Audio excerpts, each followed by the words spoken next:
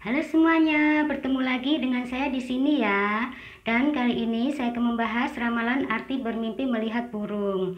Dan biasanya orang yang tidur itu ada yang suka bermimpi, ada juga yang tidak suka bermimpi. Dan ada yang percaya dengan mimpi dan ada juga yang tidak percaya dengan mimpi ya. Oke, saya akan mulai dari bermimpi melihat burung. Kalau kita bermimpi melihat burung itu artinya akan mendapat kabar baik. Dan kalau kita bermimpi melihat burung memasuki rumah, itu artinya akan mendapat keberuntungan. Dan kalau kita bermimpi melihat burung banyak, itu artinya akan mendapat rezeki. Dan ada juga yang bermimpi menangkap burung ya.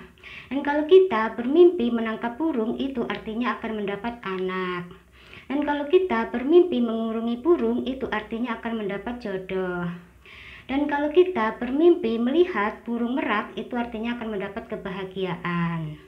Dan kalau kita bermimpi melihat burung merpati, itu artinya akan mendapat pertolongan dan kebahagiaan. Dan kalau kita bermimpi melihat burung lepas atau terbang jauh, itu artinya akan ada perpisahan. Dan kalau kita bermimpi mendapat burung tekukur, itu artinya akan mendapat suami bagi yang perempuan. Dan kalau kita bermimpi melihat burung gagak, itu artinya akan ada kesedihan.